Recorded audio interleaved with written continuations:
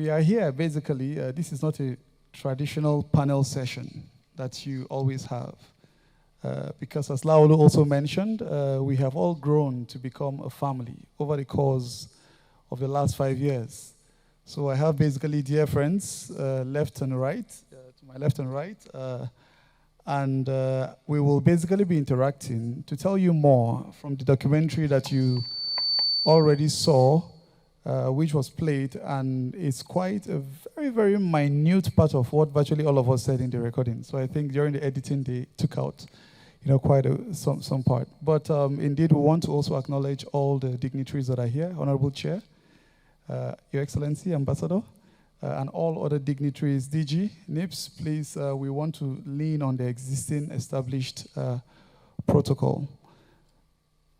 The EU-SDGN program had 5 components. 5 components that sought to, first of all, provide interventions to, as you've heard, the Independent National Electoral Commission, INEC Nigeria, to strengthen electoral administration. The second component looked at legislative reforms. And we had, for the first component, the European Center for Electoral Support implement that action. The second component was implemented jointly by the Policy and Legal Advocacy Center and YAGA Africa. The third component sought to enhance political pluralism and ensure that there is equality of opportunities within political parties. And it was implemented by a National Institute for Policy and Strategic Studies, their Center for Political Party Leadership and Development, which was created for that purpose. The fourth component sought to ensure and promote ethical reporting by the media. And we had two important organizations, the Institute for Media and Society and the International Press Center, who implemented that component. And we had the fifth component, which was support to civil society and citizens engagement, that was implemented by a number of organizations, including the Albino Foundation, BBC Media Action, Center for Citizens with Disabilities, Clean Foundation, Nigerian Women Trust Fund, Westminster Foundation for Democracy, and the Premium Times Center for Investigative Journalism. We had a sixth component, which was unofficial, and that was the support to the National Peace Committee, which was implemented by the Coker Center. Within this particular program, I will be asking my colleagues to take a minute each to just tell us what their component had aimed to achieve and some of the results that stood out within the implementation of the EU program. Before I get to them, I will basically say for component 1, it was remarkable to have accompanied the Electoral Commission and provided targeted support to the INEC towards improving its election administration, following recommendations also of the European Union Election Observation Mission. However, based on the priority of the Electoral Commission. And one of the key results that we could point out to is a very innovative ICT tool that the Electoral Commission has managed to utilize and evolve its deployment over the years, known as the Election Monitoring and Support Center, the EMSC. This tool received a major part of the support of component 1, and it brought together about 3 tools that the Commission has been using to ensure effectiveness in its operations. And those tools are known as the Election Management System, the EMS, the Elections Operations Support Center, the EOSC, and the Election Risks Management. These tools are still operational within the Commission, but are all under the umbrella or the broad program of the EMSC. We started with about 5 principal business areas that grew to 7, eventually 9, and currently about 11. And the Commission monitors very critical activities across what we call timelines, marked as green, amber, and red zones to also ensure that its readiness for each election, whether the general elections or off-cycle elections, are properly assessed, and where there are needs or where there is need to ensure that mitigation measures are put in place to forestall any challenge, they take appropriate action. We also supported with a particular action towards setting up for the first time a media monitoring unit for the Electoral Commission. This media monitoring unit was tailored to follow a very unique methodology to help the Commission undertake quantitative and qualitative measurement of information in the media landscape. In this era of increasing fake news, inciting speeches, it is important that, of course, organizations undertake very effective monitoring of what goes out there in the media and put together strategies that could help mitigate that. There are quite a number of results that we've achieved within the project, but I wouldn't want to bore you with all of these details. You have them once you scan a lot of the codes that we've placed out there. You are able to reach the website of each of the institutions that implemented EU-SDGN 1 and get a lot of information about the work, the activities, the results that were achieved within the program. I would want to start with Brenda. Component 2. Can you let us know what it was all about and what were some of the things that stood out for you as implementing partners of that component? Okay, thank you very much, Wilson, for that. And hello, everyone. I'm just going to start with just a little context within this time frame that you've given by saying that, as we know, Nigeria returned to civil rule in 1999, which ended military dictatorship, but it also meant that we were left with an imperfect democracy. And the EU tried to respond to that in a sense some years after by providing interventions through PLAC and Yaga Africa to support the National Assembly within Component 2A, which is the component within the EU-SDGN I represent. And we try to do that by strengthening the legislative functions of oversight, representation, and lawmaking, by increasing inclusiveness of marginalized segments of society, improving the participation of marginalized groups, and expanding the public petitions process to enable lawmakers hear more grievances from constituents. If I'm to summarize results from Component 2 of the EU-SDGN program, I would definitely say that it expanded political participation to those who lacked it.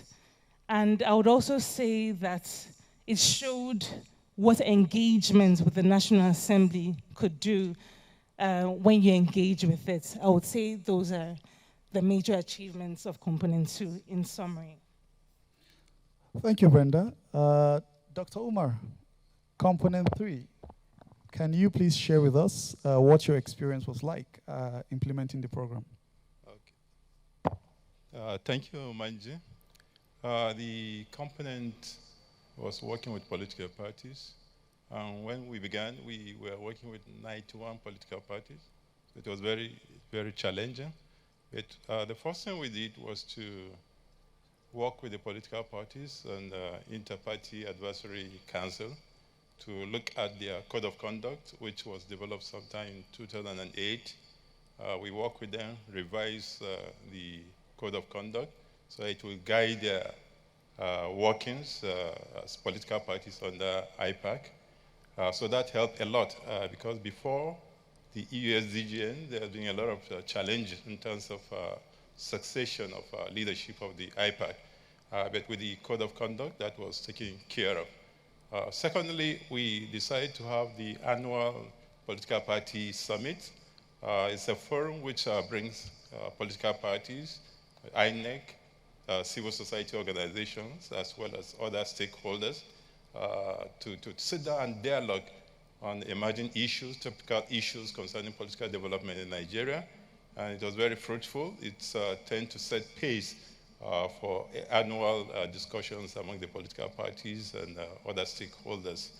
So that helped a lot in terms of working with the political parties. But very, very importantly is setting a platform where political parties and civil society organizations can engage. In the past, there's usually the suspicion and lack of trust between the political parties and the civil society organization, but we're able to bring political parties and civil society organizations to sit down and talk together. And that's why today you can see political parties working together with civil society organizations.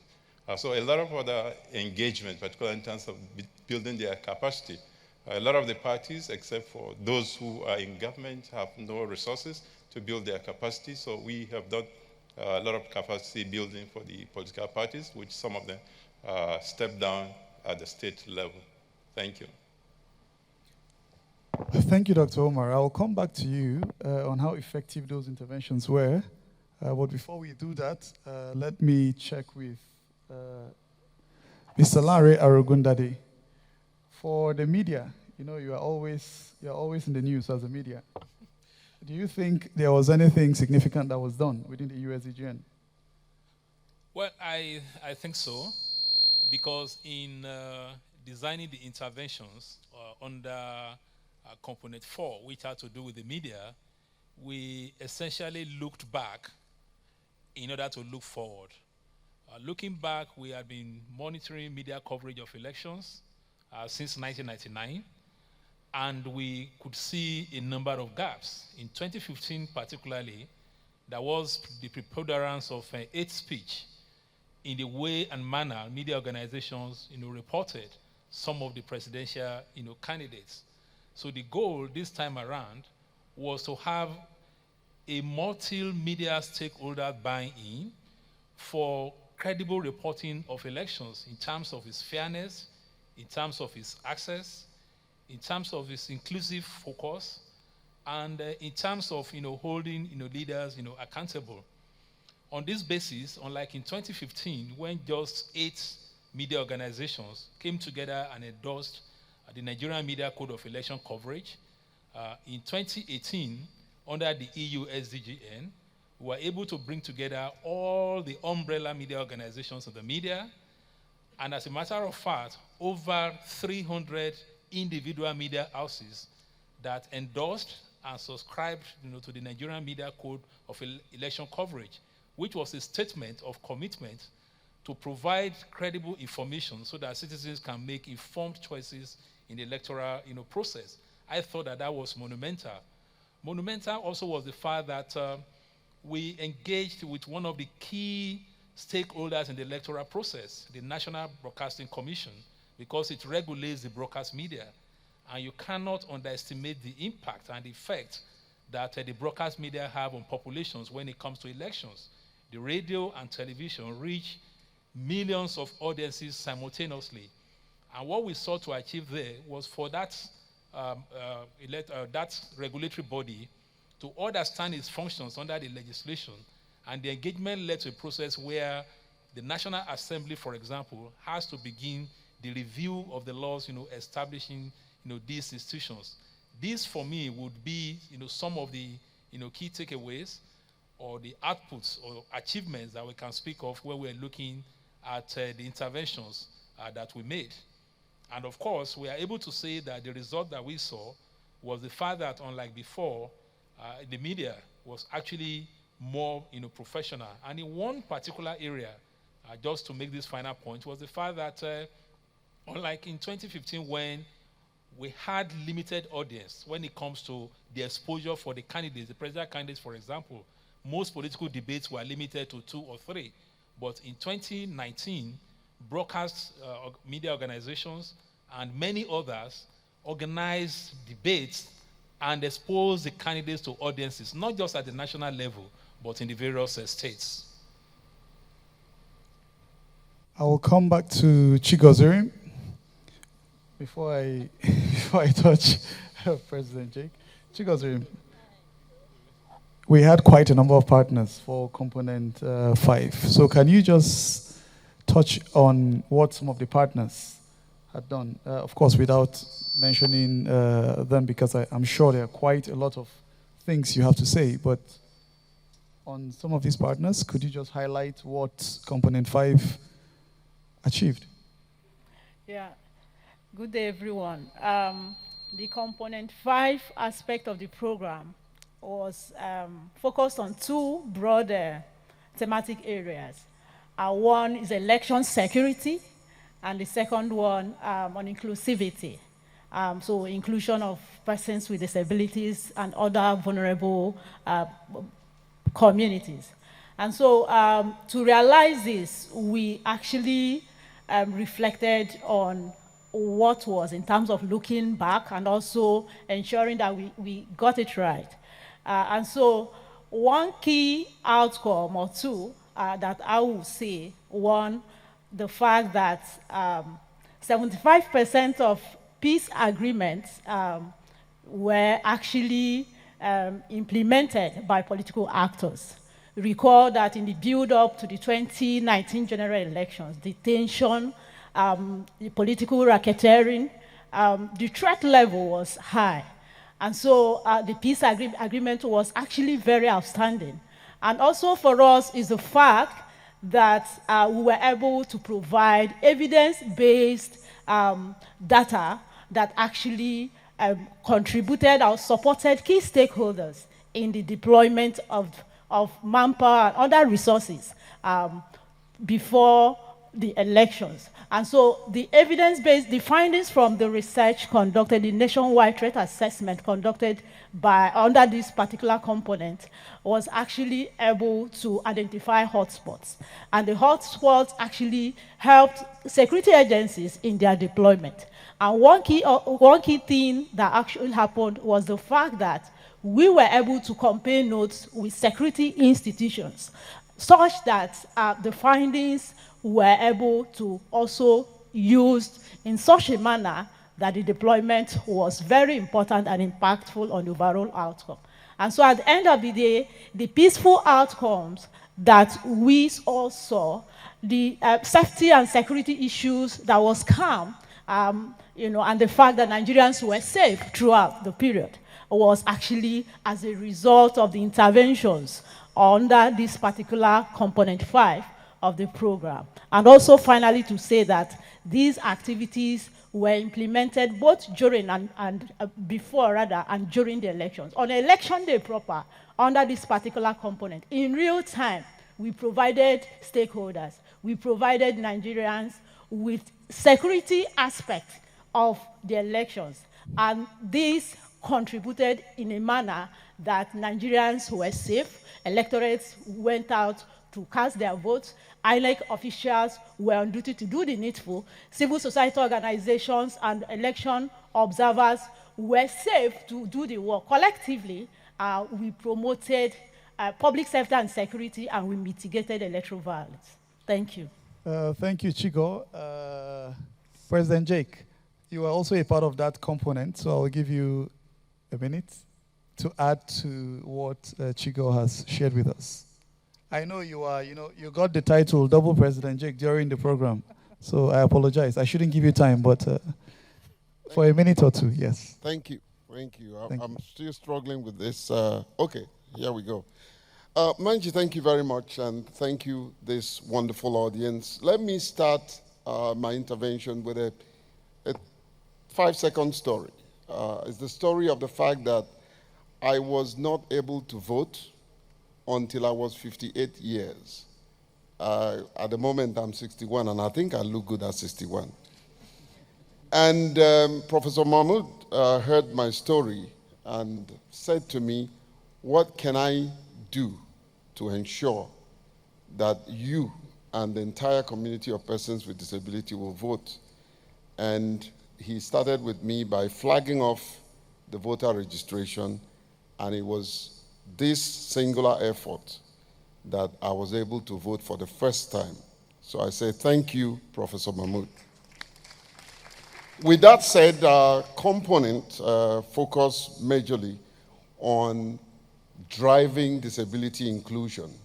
And we were able to take disability inclusion, which was hitherto a lip service, to bringing disability inclusion as a national discourse, but moving it from a national discourse to a national agenda. As a result, institutions like INEC, for the first time, created inclusion department. You see, we'll keep clapping for Professor Mahmoud. When we say it because he achieved.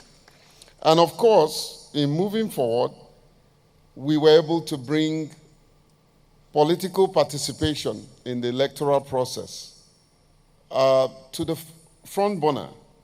Persons with disability began to see the need to participate in the electoral process simply because institutions like INEC and other institutions were willing to not only listen, but to do. And of course, the umbrella institution, the EU-SDGN, had given voice to the voiceless and given hope to the hopeless. And today we can beat our chest to say, we are part of the citizenry. Without this project, much wouldn't have been achieved.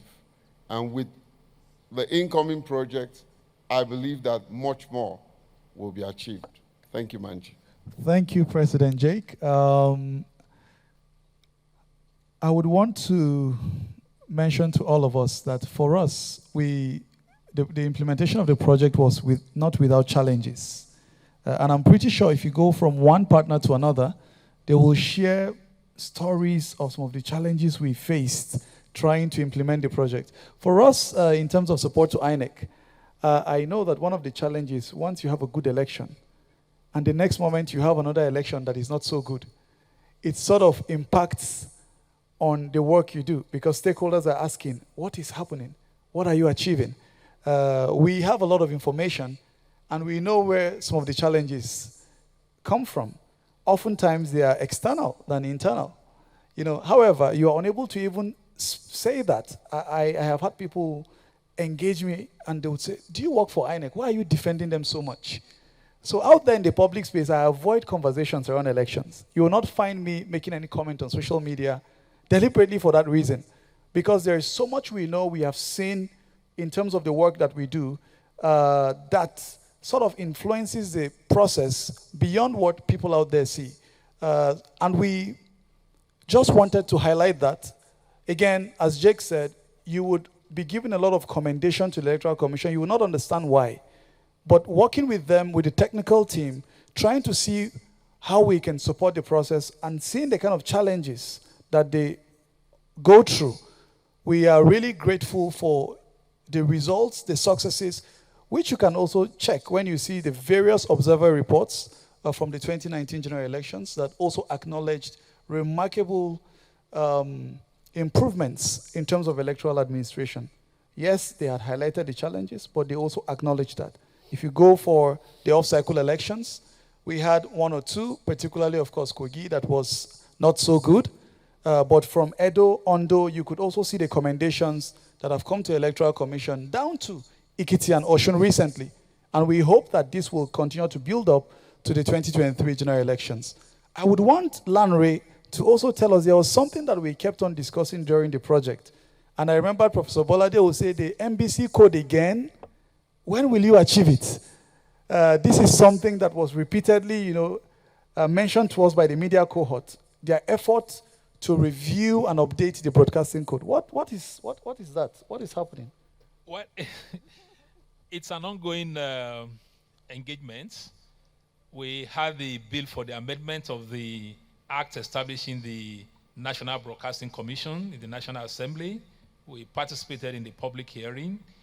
We have problems with some of the provisions, and we're making a case that as much as possible, regulation should actually help to strengthen the broadcast media, give them freedom, independence, of course, some measure of social responsibility, but that the culture of arbitrariness in addressing alleged breach of the code should be addressed. And the National Broadcasting Code itself is supposed to be the 6th edition, but this particular edition does not have the input and agreement of stakeholders as we should have. And in EU-SDGN 2, we're trying, to look at this. But also in the area of, challenge, it wasn't just in that area. Our media program didn't just focus on journalists and media professionals. We also engaged with female candidates. And we really had a tough challenge bringing them together for our capacity building programs and so on, because they had issues with the media in terms of the way they are perceived. They also have a lot of domestic issues. It was also a bit close to the elections, and bringing them together was a problem. Some of them had to travel. But I must say that we were able to overcome that challenge. We trained and engaged some of them on strategic communications and media, about 120. And one of the success stories of Component 1 was that from that group, about 10 of them were elected into the various houses of assembly and the House of Representatives. And they went ahead to show that women can actually perform in those houses, because many of them headed key committees on appropriation, committees on budget, and we think that that kind of impact we want to take forward in EU-SDGN 2, because the media can actually help to get many more women elected. Thank you. Thank you, Larry. I will want to come to Brenda. We always had these monthly project technical committee meetings. And for some of the members of the cohort, not myself anyway, we had one of our colleagues, Ngozi from the delegation, who prepared a table before us with some very fantastic, salads, meals, and juices. And I think a lot of them were not interested in what some other people were saying, but we're just waiting for the moment to grab that. Because I know, right? I'm correct, huh? Okay, Larry is confirming. But was the PTC meeting about the salads and the rice that was given to us by the colleagues, Laolu and Ngozi? Or, how did you find that particular project technical committee setup? Okay, thanks, Wilson. I enjoyed the salads, if I'm being honest. But beyond that, I think it was a good thing that we had a PTC meeting, which for some of you who may not know, was basically a coordinating group, a coordinating technical meeting where all the partners would actually meet every month, discuss political updates, as well as intending activities for the next month. It was extremely helpful having a PCC meeting. For one, it was good in a sense of it helped members of the cohort to bond together, which is very important for work. And then secondly, I would also say that it helped in making people realize what everyone else was doing, and then to see whether there were opportunities for partnership. Thank you, Brenda. Our time is actually up. We have one or two more questions, but I will just take a minute to round up for each of us. So I would ask Dr. Omar, you can just mention to us what you think the key recommendations or lessons that should be carried forward by EU-SDGN 2 from the political parties' components should be. Thank you, Manji. I think the major takeaway is the collaboration between all the implementing partners. In the past, for some of us, maybe from the government organization, it might be difficult to work with civil society organizations. But with this particular project, we are able to understand the workings of the civil society organizations, and they also were able to appreciate what we are doing at the government level. So I think it's about one objective. It's about one vision. So we are all working towards the same vision. no matter which organization you belong, no matter the component that you're handling, we work as one towards the same objective. So that's a major thing that we have learned. It's not about trying to outshine the other, but let's put our eyes or focus our eyes on the goal. And that was one of the key things that make this particular project, the first phase, to be very, very successful. Thank you. President Jake. Well, I guess this is our closing remarks, right? I would say that without missing word, that we faced quite a lot of challenges implementing this project, but those challenges were turned into opportunities. I looked at the fact that we were not able to reach all the people nationwide that we would have reached because we had to work in just 3 states. But then we were put under pressure to go beyond, above and beyond, to reach our people who were looking for the kind of services and projects that we were delivering to them. But this time, I can tell you that we're working nationwide, so we will be able to reach the people that we were not able to reach. But I would say in closing, 2 very key takeaway from EU-SDGN.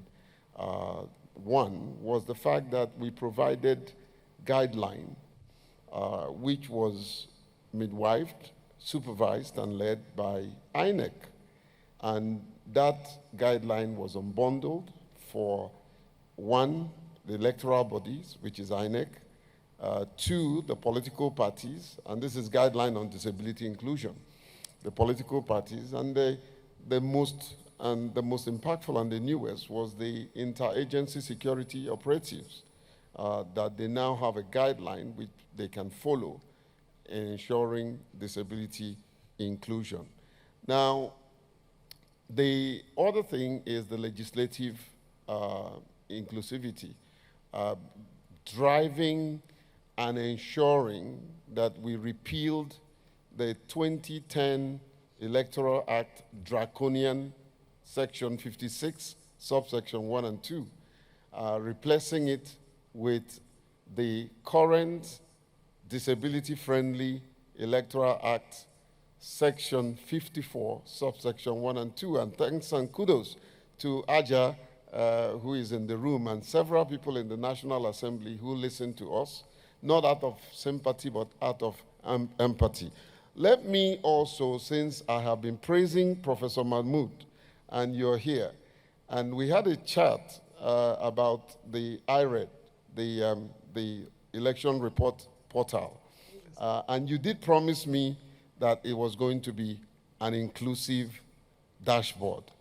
And I can say here that, Prof, let me come back here at the close of EU-SDGN 2 and said, indeed, we held you accountable and you proved yourself as always. Thank you.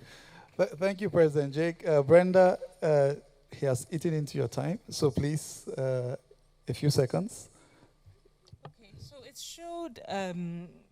it showed when, we reflect on it, the importance of consistent messaging and the power of intense and deliberate efforts in support of the National Assembly, for instance, and through the different programs that were held, whether it was through the Ready to Run campaign, the legislative internship program, the constituency outreach, and in fact, the public petitions process, which has been strengthened. And it shows me what value that we can actually add to Nigeria's democracy as a whole and in partnership. And I hope that we'll be able to leverage on this as we're transiting to EU-SDGN 2.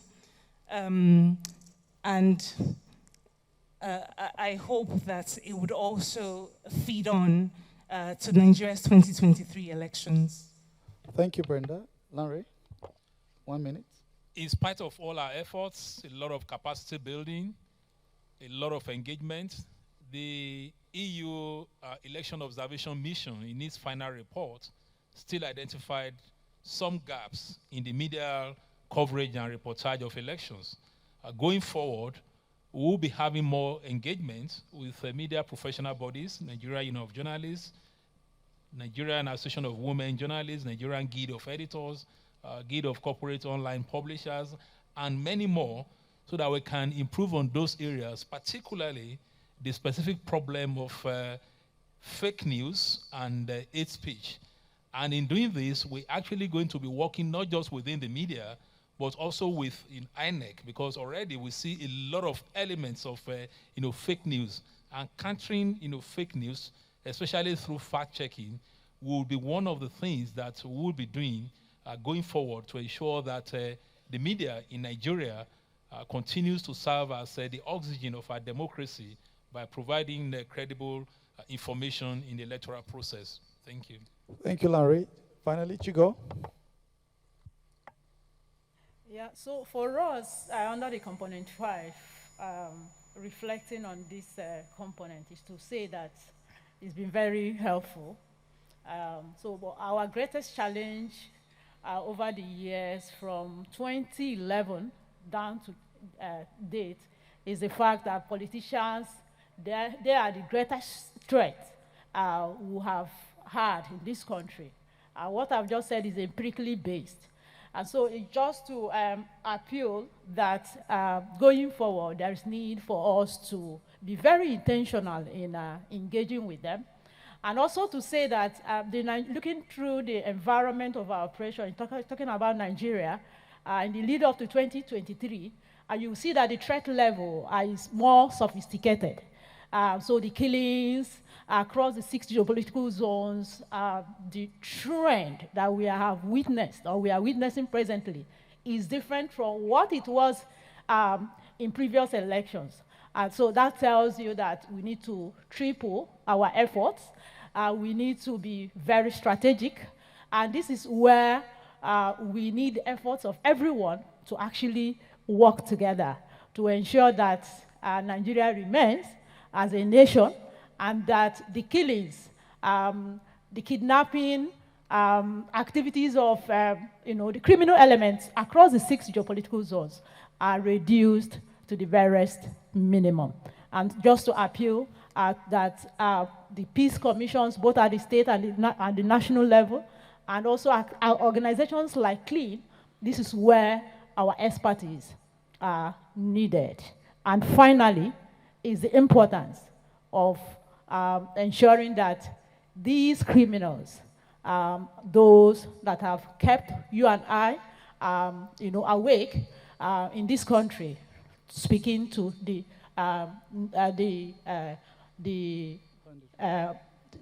non-state armed groups, there is need for us to find ways to engage with them in a manner that promotes safety and security for all. Thank you. Thank you, Chigozirim. I would say, as you see the partners here, we mentioned collaboration. We couldn't even begin to highlight individual achievements or success stories. I recall we traveled around the whole country with the Honorable Chair, the former EU ambassador, and all his national commissioners and aides, undertaking the Youth Vote Counts Campus Outreach 1 in various universities in the 6 geopolitical zones, with over 12,000 students on ground, interfacing with the Commission for the first time, asking difficult questions, hearing the chairman and his team respond to them. We had millions of orders online because those programs were streamed.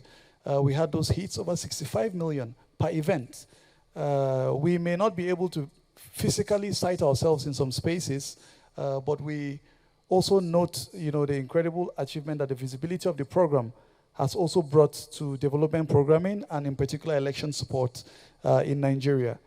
We worked for over 2 years on the electoral reform advocacy, having Citizens Town Hall for electoral reform. I remember the last one where we eventually said we wanted to hold the entire media landscape to ransom. And on a Sunday, we engaged over 5 of the top media houses in the country We had all the partners at a specific time, 3 hours, and we said, whatever Nigerians are doing today, when you tune to your TV stations, we want you to hear that this is a matter of national importance. And eventually, we saw that the Electoral Act was passed.